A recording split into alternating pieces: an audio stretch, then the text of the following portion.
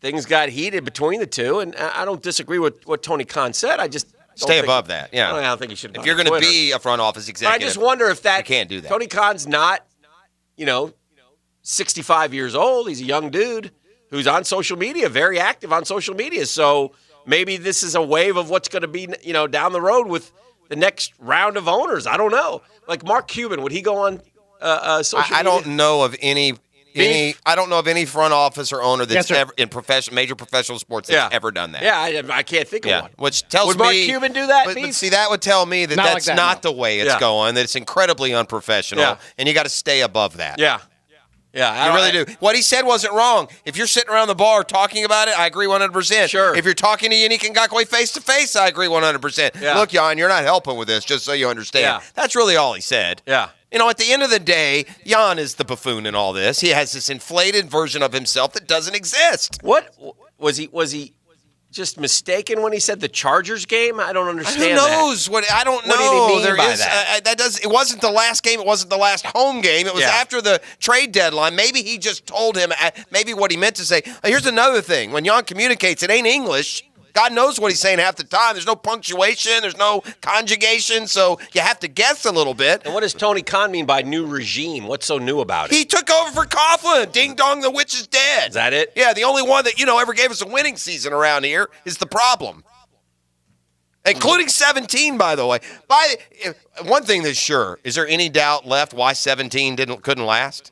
I mean, good God, look at these players. They're just mirror addicts. Yeah. They're just a bunch of me first, selfish narcissists. We talked last year. I told you I had talked to a few players, and here's the one thing I don't quite – well, there's a lot I don't understand. But one of the things we talked about last year, what did we talk about? The culture and how the culture was a mess. And they were supposed to be trying to fix the culture way back when, and obviously the culture never changed. It's just a winning masked the culture in 17. And then when things started to go bad, all – heck broke loose in the locker room. I mean, remember, we were after a game, we were going to be led into the locker room, then let out of the locker room because guys were getting into it, frustration. That's fine. It boils over. But,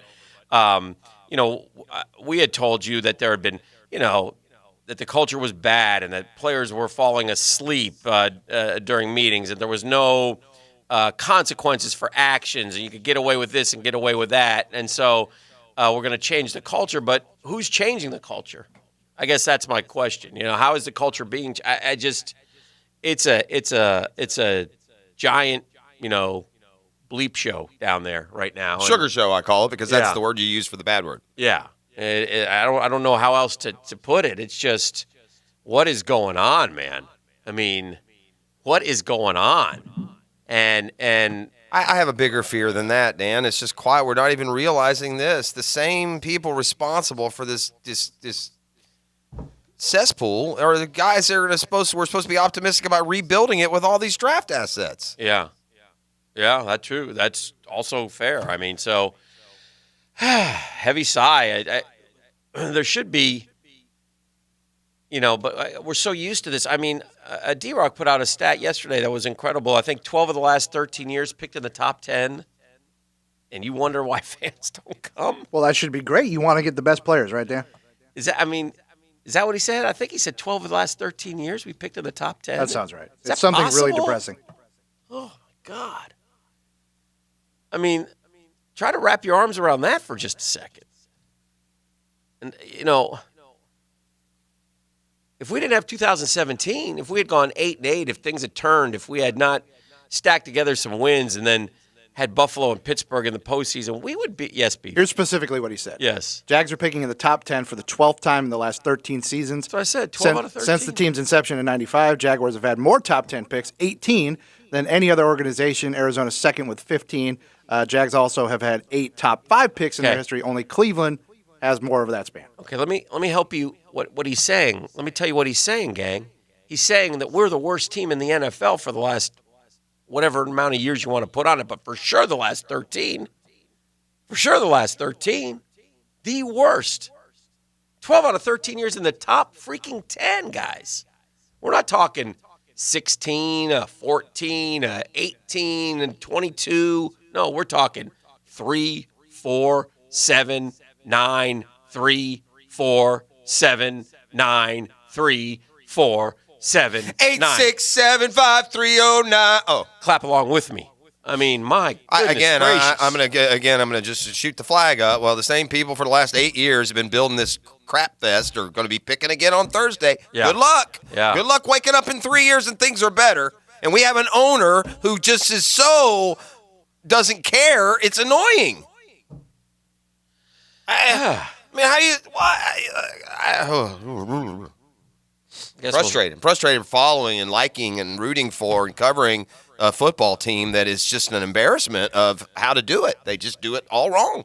Got to fix this stuff, man. I mean, it's just, football. I love having NFL football in Jacksonville, but give us a fighting chance here, boys. Well, I mean, it's like better than well, this. here's what it's like. It's like the plumbing went out, so we're calling a tree surgeon. And by the way, again, if I had to pick sides in this, I'd pick Tony Khan, but he's got to be above that. Yeah, That's don't jump in there. No, with stop that it. You nonsense. don't. There's no reason. What you said was right, and truer words have never been spoken. Oh, by the way, the compensation we're looking for, you didn't help today. Yeah, which is true. But Jan, you should expect that out of Jan. I mean, not out of an executive. He's getting desperate, and This isn't in his mind is thinking. Now, look, maybe there was a conversation. Again, this is just speculation. Maybe there's a conversation between Tony Khan and Jan, and at the end of one of these seasons, and he's like, "Look, just get me out of here, and I'll be, and I'll do what's, and maybe that happened. I don't know, but things change, and it is what it is. I mean, this the Jacks are doing what they're allowed, and Jan is refusing to let them. That ticks me off. Right. It's hard enough to build a good team. Jan, your guy, not Tony Khan or Tom Coughlin or the man in the moon put these rules in place.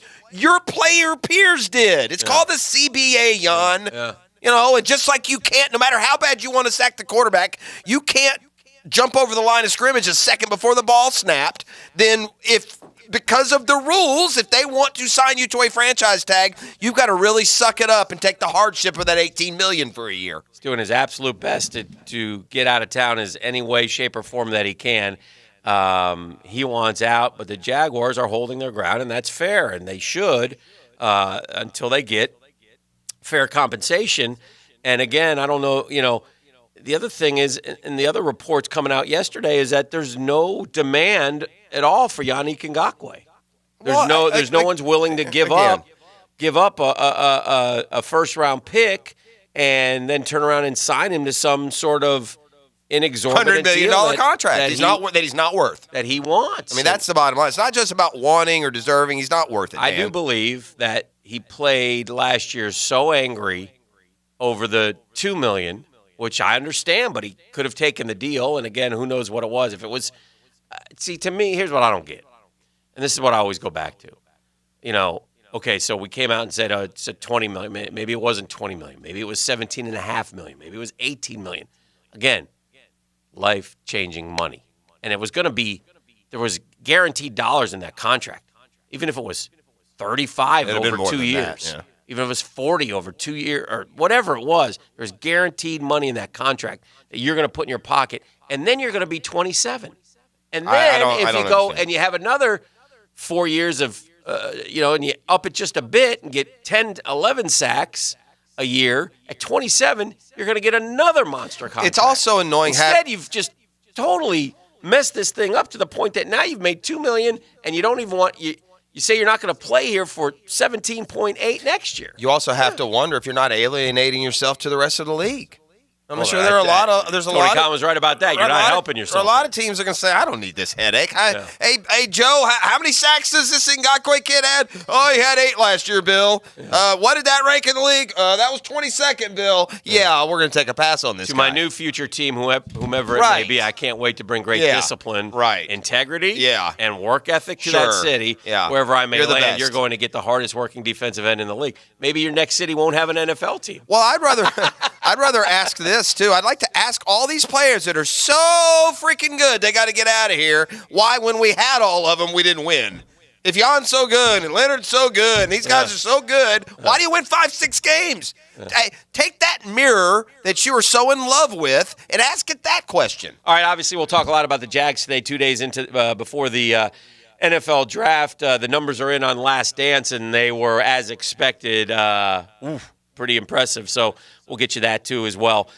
here on a Super Tuesday at Dan Hickett if you want to vote right now. Final Four is at stake. 1-2s go at head-to-head today, and then tomorrow we'll get the other two, and then, we're coming to the end here, right here on The Drill. Now, Downtime with Dan on 1010XL. Brought to you by Ameris Bank. At Ameris Bank, you don't have to pay for our attention. Our advice doesn't come with a price tag. See what we're all about at amerisbank.com. Well, there's a couple things here, and it's clear one thing that, and when you move the